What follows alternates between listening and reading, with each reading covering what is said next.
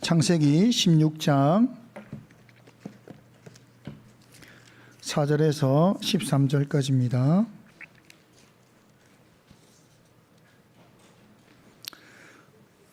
창세기 16장 4절에서 16절까지를 교독하겠습니다. 아브람이 하갈과 동침하였더니 하갈이 임신하매 그가 자기의 임신함을 알고 그의 여주인을 멸시한지라.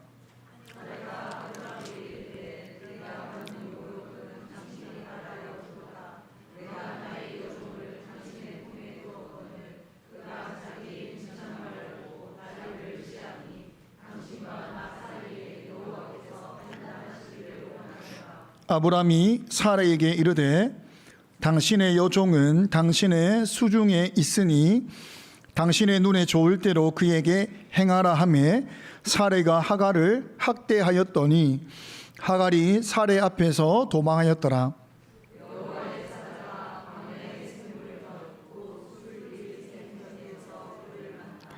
이르되 사레의 여종 하갈아 내가 어디서 왔으며 어디로 가느냐. 그가 이르되 나는 내 여주인 사레를 피하여 도망하나이다.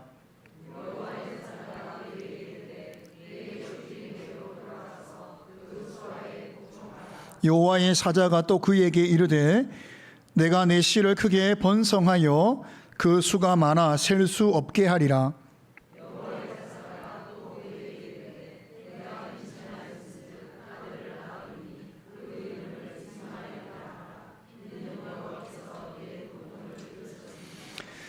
그가 사람 중에 들나귀 같이 되리니 그의 손이 모든 사람을 치겠고 모든 사람의 손이 그를 칠지며 그가 모든 형제와 대항해서 살리라 하니라.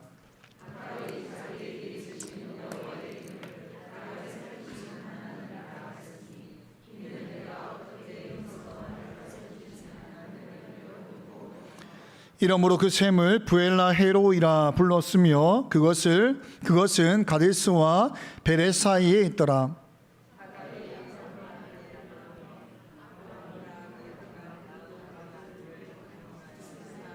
같이 있습니다.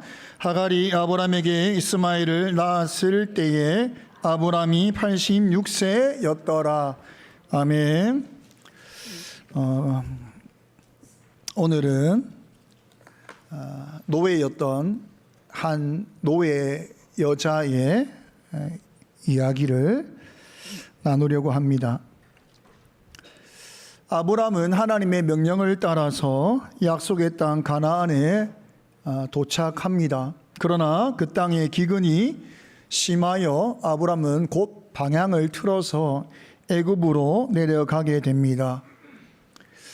거기서 아내를 누이라 속이게 되고 아내를 바로 왕에게 빼앗기는 아픔을 겪지만 하나님의 은혜와 능력으로 아내도 구출하고 또 바로 왕으로부터 많은 재물을 얻게 됩니다. 그리고 다시 가나안에 돌아오게 됩니다. 바로 왕에게 얻은 재물 중 하나인지 아니면 애굽에 내려가서 돈으로 주고 산 노예인지 알지 못하지만 거기에 속한 사람이 하갈입니다. 바로 왕이 준 선물인지 아니면 직접 애굽에서 산 노예인지 모르지만 어쨌든 애굽의 노예인 하갈.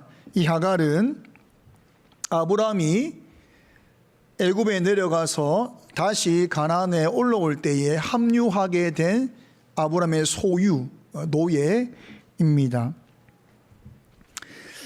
하갈이 볼 때에 새롭게 주인된 아브람을 보게 되니 그는 가나안 사람도 아니고 저 먼 곳 갈대아에서 온 이방인이었습니다.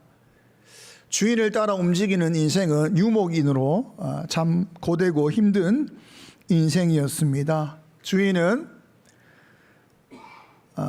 자신을 그의 아내인 사라에게 주며 그를 섬기게 하였고 하갈은 그때부터 사라의 종이 되어서 사라를 섬기는 삶을 살게 되었습니다. 그리고 10년의 세월이 지났습니다. 10년의 세월 동안 하갈이 알게 된 사실은 그의 여주인은 늙었으나 매우 아름다워서 바로 왕을 유혹할 만큼의 아름다운 여인이었고 참 지혜와 총명이 있는 여인이었다. 그러나 하나 큰 문제가 있었으니 이 여인은 아이를 가지지 못하는 불임 여성이었다라는 것을 그가 알았습니다. 또 알게 된 사실은 그들이 먼 남은 갈대아 우르를 떠나서 가나안 땅에 오게 된 것은 그들이 섬기는 신의 약속이 있었기 때문이다라는 것을 알게 되었습니다. 10년의 세월 동안 많은 일이 있었습니다. 여주인만 불임인 줄 알았더니 시간이 지남에 따라서 그의 남자 주인인 아브람도 어느 순간 생산할 능력을 잃게 되었는데 어느 날 보니까 그들이 섬기는 하나님의 은혜로 말미암아 잃어버렸던 남자 주인의 생산의 능력이 다시 회복되었다는 기쁨의 소식이 들려왔습니다. 그러나 그날부터 여주인 사라의 얼굴은 초조함과 불안으로 매우 신경질적이고 날카로운 태도를 보였습니다.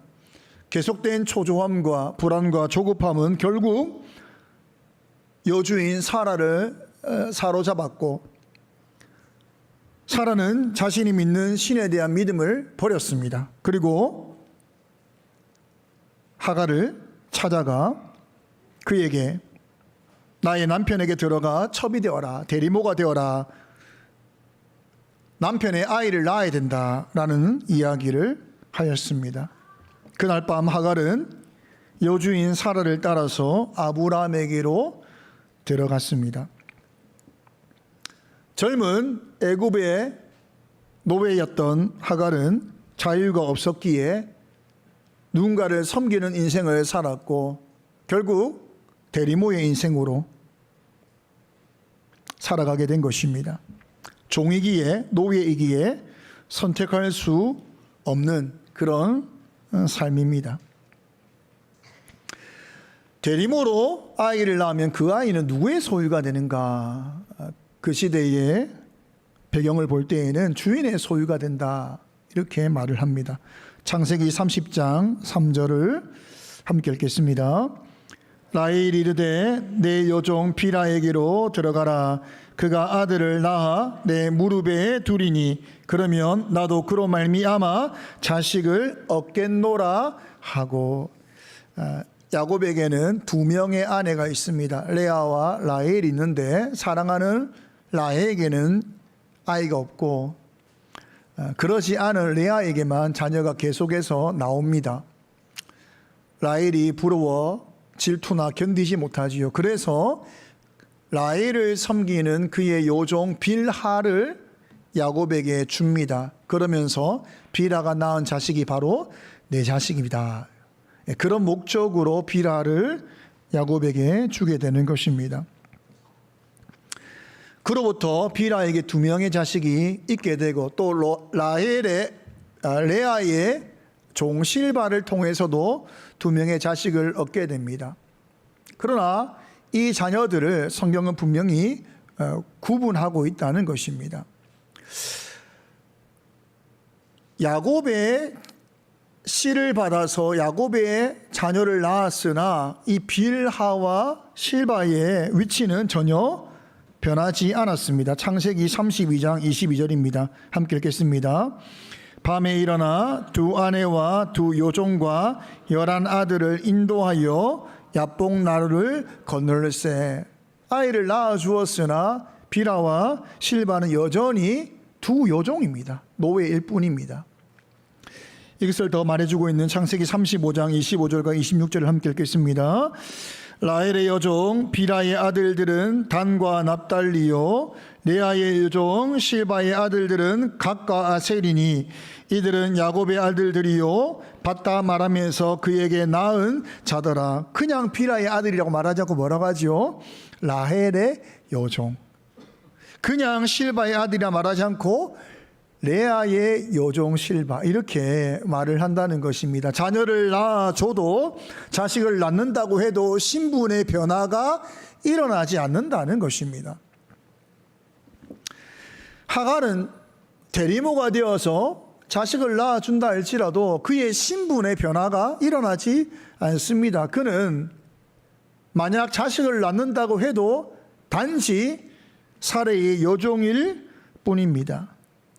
그가 대리모가 된 것은 사례가 자기가 믿는 신을 믿지 못하고 초조함과 조급함으로 인하여서 하갈로 말미암아 그의 소유된 아들을 얻고자 한 것입니다. 여주인 사례와 아브람의 바람대로 하갈은 임신을 하게 됩니다. 하갈이 임신한 이후에 하갈은 자신이 임신한 사실을 알고 성경은 여주인 사례를 멸시했다라고 말을 합니다.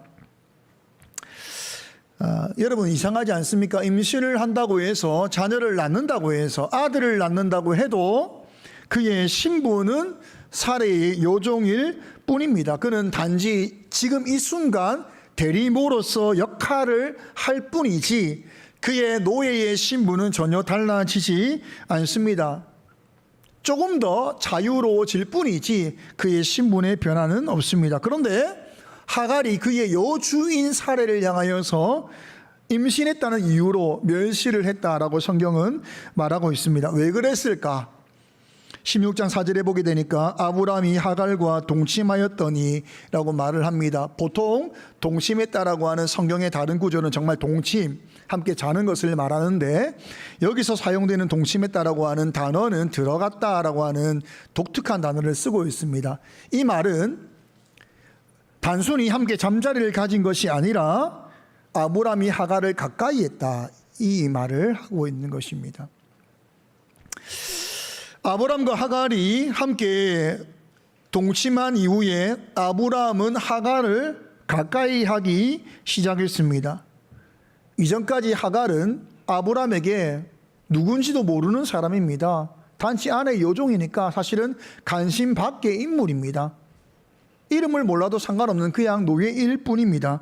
그러니 하갈은 단 한 번도 아브람에게 관심을 받은 적이 없습니다. 또 노예기에 남자의 관심과 사랑을 받은 적도 없습니다. 그런데 아브람이 갑자기 하갈을 인식하기 시작한 거예요.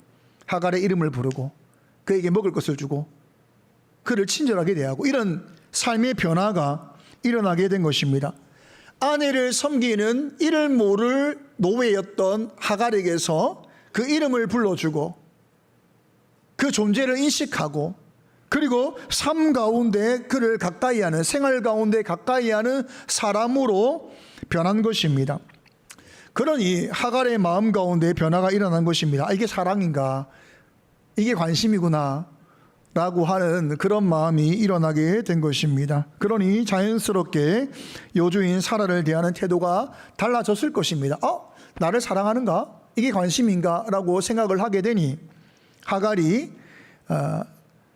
사례를 향한 태도가 조금은 분명히 달라질 수 있을 것입니다. 그러나 여기서 멸시하였다라고 사용되는 이 단어의 의미는 가볍게 여기다라고 하는 뜻입니다. 가볍게 여기다. 원래의 사례를 대하는 태도가 과거보다는 조금 못하다 이 말입니다. 그러니까 우리가 생각하는 멸시 아주 강한 정말 태도가 완전히 급변하는 어떤 의미로서 이 단어를 쓰는 것이 아니라 이전과는 조금 다르다 이 말이죠. 가볍게 여겼다는 것입니다. 이것은 성경이 사례의 입장으로 설명을 한 겁니다. 멸시하였다라고 하는 것은 사례의 입장입니다. 이런 반대로 하갈의 입장도 있지 않겠습니까? 하갈이 사례를 가볍게 여기는 것은 분명히 하갈의 태도도 분명히 문제가 있겠지만 하갈의 태도만의 문제라고 볼 수는 없습니다. 왜냐하면 지금 사례의 상태가 매우 이상하기 때문입니다. 사례는 분명히 초조함과 조급함으로 인하여서 잘못된 선택을 하였습니다. 아이를 낳아주지 못하는 남편에 대한 미안함과 평생 불임임에도 불구하고 자식을 주겠다라고 했던 하나님의 약속을 기다렸으나 주지 않는 하나님을 향한 원망이 그에게 가득했습니다. 그런데 남편은 회복시키고 나는 회복시켜주지 않고 아니나 다를까 남편을 하갈에게 주었더니 하갈은 얼마 지나지 않아 곧 임신을 했다는 거예요. 사레가 알고 있는 하나님은 전능하신 분이기 때문에 자녀를 주실 수도 있고 안 주실 수 있는 분인데 나에게 주지 않았던 하나님께서 어떻게 이렇게 한순간에 나의 여종 하갈에게 자녀를 주실 수도 있냐 이 말이죠. 사레가 하나님을 향한 원망이 더 커진 것입니다. 여러분, 초조함과 조급함과 미안함과 원망의 이런 감정들이 아주 소용돌이 치고 있는데 이런 감정들이 하갈이 자녀를 임신함으로 말미암아 사라진 것이 아니라 더 소용돌이 치게 있는 것이죠. 거기다가 문제는 뭐냐면 남편 아브라함도 하갈을 가까이 하더라는 거예요. 그러니 어떻게 됩니까? 이제 미치는 거예요. 여러분, 사람이 미치면 판단을 제대로 할 수가 없습니다. 아무리 하갈이 이전과 똑같은 태도로 여주인을 섬긴다 할지라도 하갈의 태도에서 문제를 발견할 수밖에 없는 거예요. 지금 사레의 상태가 이런 상태입니다. 그러니까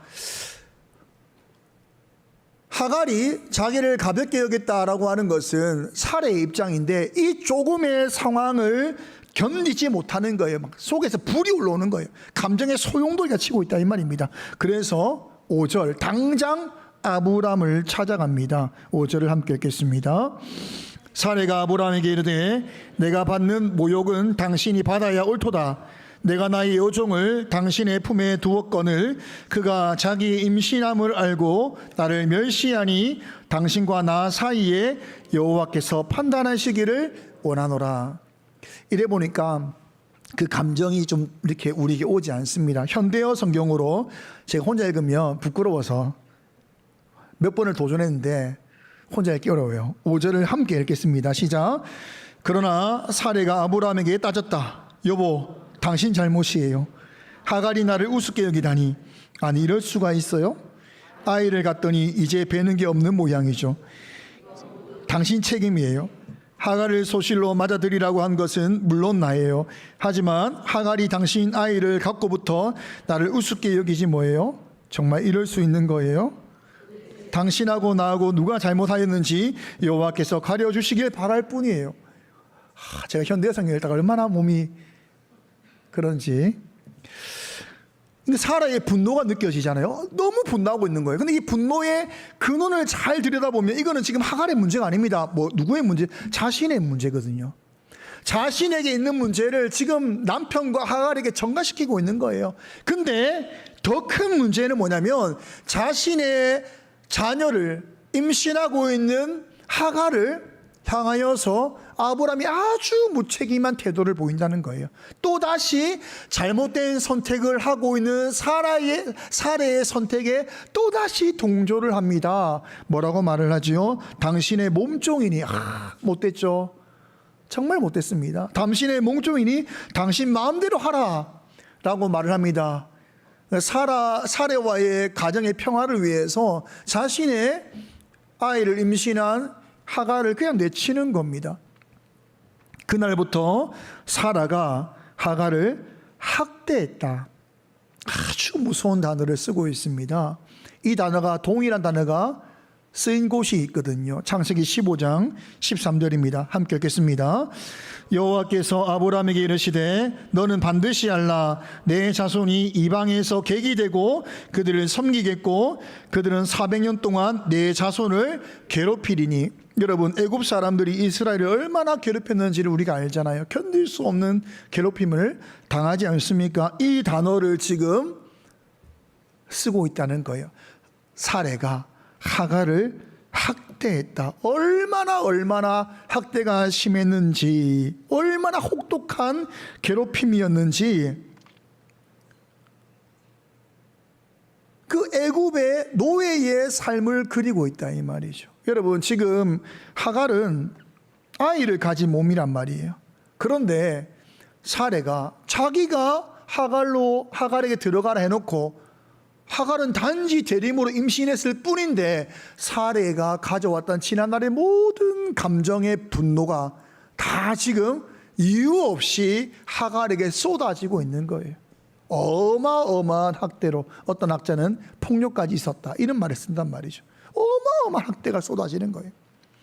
여러분, 그 학대가 얼마나 심했던지 평생 종으로 살면서, 노예로 살면서 온갖 인생의 어려움을 겪은 그 하갈, 웬만한 것은 다 참고 견딜 수 있는 이 하갈이 이 학대를 견디지를 못합니다. 아, 내가 이대로 있다가는 나와 내 뱃속에 있는 아이가 죽겠구나 라고 하는 이 위기의식 가운데 하갈이 임신한 몸으로 광야로 도망쳐 나왔다는 거예요. 여러분, 광야로 어떻게 도망을 칩니까? 죽는 거예요, 사실은. 근데 광야로 도망쳐서 죽을지언정 지금 맞아 죽기 전에 가겠다, 이 말이에요. 그만큼 사라의 학대가 그렇게 심했다는 겁니다. 얼마나 심했을까? 그 임신한 그 여종을 향해서 얼마나 학대가 심했으면 광야에 죽을 수도 있는 그 광야를 향해서 정신없이 하갈이 도망을 쳤다는 이 말이죠.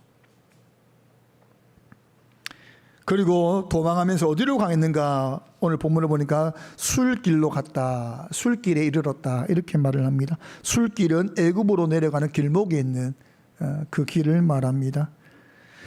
여러분, 노예가 고향이 무슨 의미가 있습니까? 노예는 노예일 뿐입니다. 그런데도 그가 갈 수 있는 곳은 어디밖에 없지요? 애굽밖에 없는 거예요. 자신과 자기 뱃속에 있는 아이를 지키기 위해서 노예 땅, 나의 고향이지만 노예 땅이었던 애굽으로 향하고 있는 것입니다. 애굽으로 간다고 해도 희망 없는 인생입니다. 그러나 갈 곳이 없습니다. 노예이기 때문입니다. 술길에 도달하여서 저 머나먼 애굽을 바라보니 어떻습니까?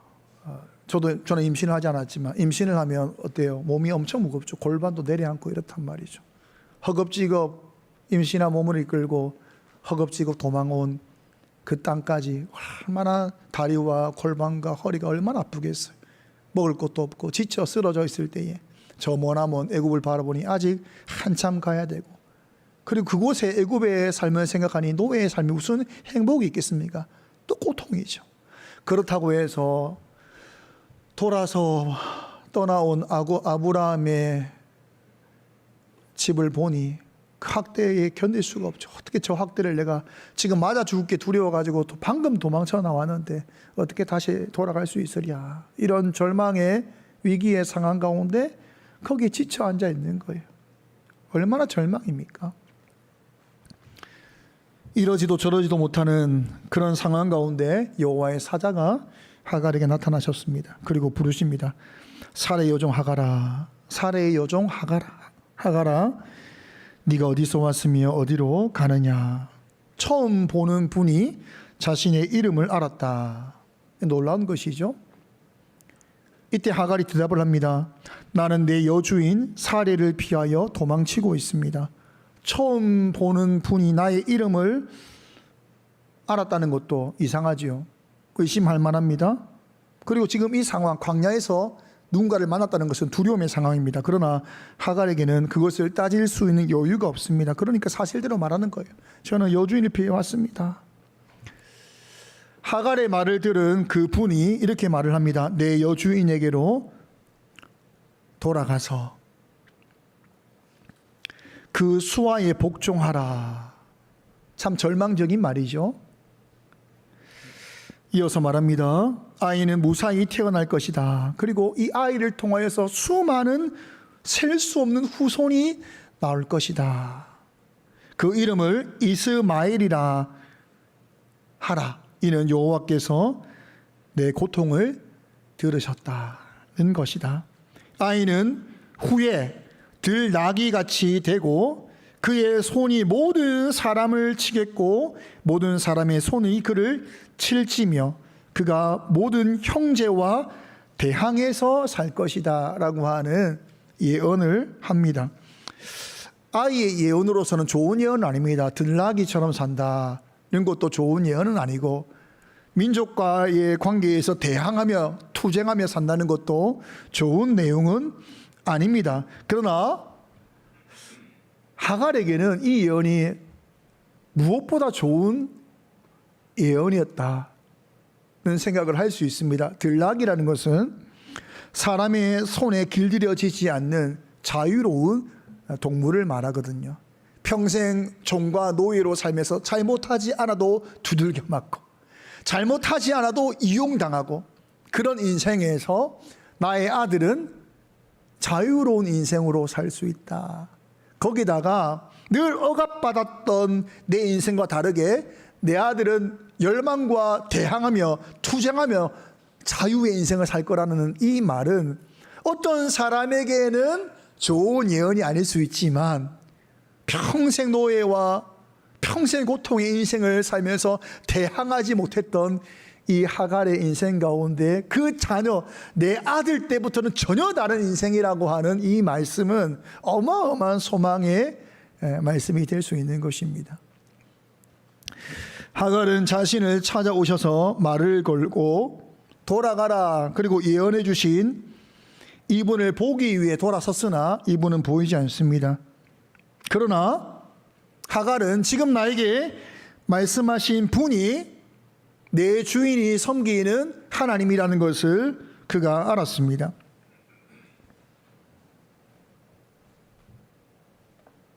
(10년의) 세월 동안 하갈은 아브람과 사례를 섬겼고 그 결과 지금 나에게 오셔서 말씀하신 이분이 바로 그 하나님, 내 주인이 섬기는 하나님이라는 것을 안 것입니다. 그리고 그분은 하갈을 찾아왔습니다. 그리고 말씀하십니다. 하갈아, 그 이름을 부르시고 너의 고통을 내가 안다.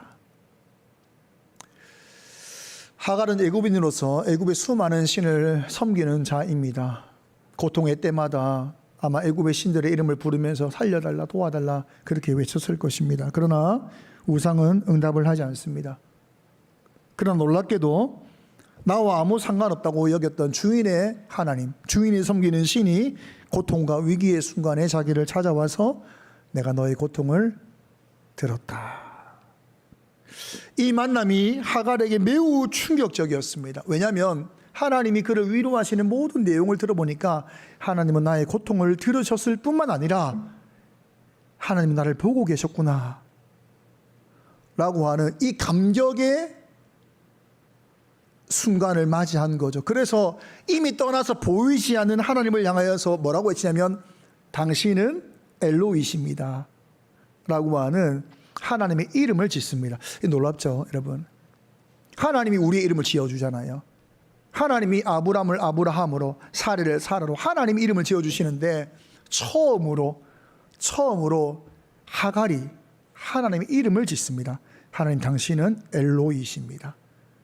보시는 하나님이십니다. 이게 얼마나 감격적인지 몰라요. 하나님, 나의 고통의 소리만 들으신 분이 아닙니다. 당신은 나를 보고 계셨습니다. 보시는 하나님이십니다. 엘로이십니다. 이 외쳤다는 거예요. 얼마나 감격적이었을까.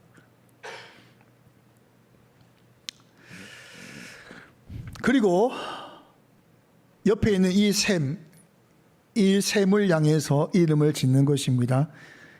부엘라 헤로이다. 지금도 그 샘이 있거든, 남아있습니다. 그 이름이 부엘라 헤로이다. 이름의 뜻은 뭐죠? 나를 보시는 살아계시는 하나님의 우물이다 라고 하는 이 우물을 짓는 거죠. 부엘라 헤로이. 하나님의 이름을 지어서 불렀다는 것입니다. 엘로이. 김춘수 시인의 꽃이라고 하는 시가 있습니다. 여러분 너무 잘 아는 시인데 제가 읽겠습니다. 내가 그의 이름을 불러주기 전에는 그는 다만 하나의 몸짓에 지나지 않았다. 내가 그의 이름을 불러주었을 때 그는 나에게로 와서 꽃이 되었다. 내가 그의 이름을 불러준 것처럼 나의 이 빛깔과 향기에 알맞은 누가 나의 이름을 불러다오. 그에게로 가서 나도 그의 꽃이 되고 싶다. 이름을 불러주기 전까지는, 인식하기 전까지는 서로가 서로에게 아무런 존재가 아니다는 것입니다. 아브람과 하갈이 서로에게 인식하기 전까지는 아무런 존재가 아니었다가 하갈의 이름을 불렀을 때에 꽃이 되었다. 특별한 관계가 되었다는 것이죠. 하나님과 하갈은 아무런 관계가 없는 그런 사이인 줄 알았습니다. 그러나 하나님이 하갈을 부를 그때에 하갈은 하나님이 나를 특별하게 여기시는구나 라고 하는 것을 알았다는 거예요. 그리고 하갈은 나를 특별하게 여기시는 하나님을 향하여서 당신은 나에게도 특별하십니다 라고 하며 뭘 지어준 거죠? 그분의 이름을 지었다 이 말이죠. 하나님은 엘로이십니다. 하나님이 나를 특별히 여기시듯이 나도 하나님이 특별하십니다. 여러분, 하갈은 이전에 사랑을 받지 못한 사람입니다. 관심을 받지 못한 사람입니다. 그래서 아브람과 동침한 이후에 아브람에게 받은 관심과 사랑이 정말 자기에게 특별했습니다. 그러나 오히려 사레에게 자신을 던져버리는 아브람을 통해서 더 큰 상처를 받았습니다.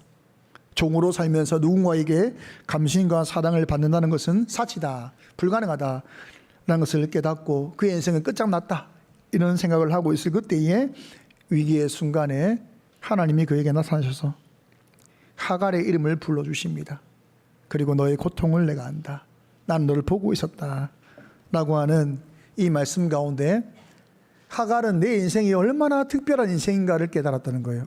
종인데, 노예인데 매우 특별한 인생이구나 라는 것을 깨닫고 하나님을 향하여서 하나님 당신도 나에게는 매우 특별합니다 라는 고백을 한 것입니다. 그리고 여러분, 하갈은 그 주인에게로 돌아갔습니다. 왜 돌아갈 수 있죠? 내 고통을 들으시는 하나님이 고통만 들으시는 것이 아니라 나를 보고 계시구나. 이 믿음으로 그가 학대의 현장으로 들어갔습니다. 여러분, 성경을 보게 되면 사례의 태도가 변하지 않았음을 압니다. 학대를 받은 거예요. 근데 그 학대의 속으로 하갈이 들어갈 수 있었던 것은 나를 보시는 하나님을 그가 만났기 때문입니다. 여러분, 요셉의 인생을 알잖아요. 17세의 아주 젊은 나이에 형제들로부터 배신을 당해서 애굽에 포로되어 갔습니다. 그는 아주 부잣집 도련님이었잖아요. 한순간에 큰 상처를 받고 그가 애굽의 노예 생활이 시작되었습니다. 그러나 요셉이 하나님, 저희가 제 인생이 왜 이렇습니까? 도무지 알지 못하겠습니다. 그런 내 인생 너무 고통스럽습니다. 이런 고백을 하며 사는 인생이었으나 그가 하나를 붙잡고 있었잖아요. 그게 뭡니까? 창세기 39장 9절 39장 9절을 함께 읽겠습니다. 시작. 이 집에는 나보다, 제가 읽겠습니다. 이 집에는 나보다 더 큰 이가 없으며 주인이 아무것도 내게 금하지 아니하였어도 금한 것은 당신뿐이니 당신은 그의 아내임이라. 그런즉 내가 어찌 이 큰 악을 행하여 하나님께 죄를 지으리까. 이게 무슨 말이냐면 요셉은 정신없이 내 인생의 계획과 목적이 뭔지 모르겠습니다. 우리가 찬양을 부르지만 날 부르신 뜻 내 생각보다 크고 고백은 하지만 안 되잖아요. 인생의 문제를 만나보세요. 됩니까? 고통을 당해보세요. 정신을 차릴 수가 없잖아요. 근데 요셉이 붙든 하나가 뭐냐면 하나님이 나와 함께 하신다고 하는 이 믿음을 붙들었다 이 말이에요. 지금 하나님 나를 보고 계신데 내가 어떻게 죄를 범합니까? 하나님이 나를 보고 계시고 하나님이 지금 나와 함께 하시는데, 코람데오 함께 하시는데 내가 어찌 죄를 범합니까? 나는 지금 정처 없이 어떤 일이 벌어지고 도무지 내 인생이 왜 이렇게 꼬이고 엉망인지 알지 못합니다. 하지만 하나님이 함께 하시니 내가 어떻게 죄를 범할 수 있습니까? 그 하나를 붙잡았다 이 말이에요. 하갈이 완전히 바닥 인생에서 내가 특별하다, 그리고 내 인생은 참 복되다, 그리고 나는 참 소망있다 라고 하는 이 소망을 붙들고 살 수 있었던 것도 뭐를 붙든 거죠? 하나님이 나를 보시는구나, 엘로이다. 요셉이 말도 안 되는 고통 속에서 그런 종의 노예의 신분으로 고통을 당하는 그때에도 그가 붙잡은 하나가 뭡니까? 하나님 나를 보신다, 나와 함께 하신다. 여러분, 이 순간을 통하여서 요셉이 하나님의 구원의 역사를 이룬 것입니다. 우리는 한순간 기도하면 변하고 말씀대로 살면 그 순간 변하길 바라지만 하갈은 14년, 15년의 고통의 세월을 견뎠고 요셉도 13년의 세월의 고통을 견디면서 갈 바를 알지 못하나 하나님이 보신다, 하나님이 함께 하신다는 이 믿음으로 그가 이겼더니 그를 통하여 하나님이 하나님의 나라를 세워 가시더라는 겁니다. 여러분, 우리에게 있어야 될 신앙이 뭐냐? 신앙생활 잘하는 분들은 특징이 딱 하나가 있죠. 하나님이 지금 나를 보고 계신다라고 하는 인식입니다. 잘못을 행하면 이득을 얻지만 절대 행하지 않습니다. 왜 행하지 않죠? 하나님이 보시니까. 모든 복과 은혜는 하나님께로부터 주어지는데 내가 보시는 하나님 앞에 어떻게 죄를 범할 수 있습니까? 하나님 나를 보신다. 저는 오늘 말씀을 통하여서 여러분의 인생이 혹시나 지금 하갈과 같은 바닥의 인생, 위기의 인생, 요새처럼 알지 못하는 고통의 인생이라 할지라도 하나를 붙잡을 수 있길 바랍니다. 엘로이, 하나님이 나를 보고 계신다. 이 믿음이 여러분을 살리고 소망으로 인도하실 줄 믿습니다.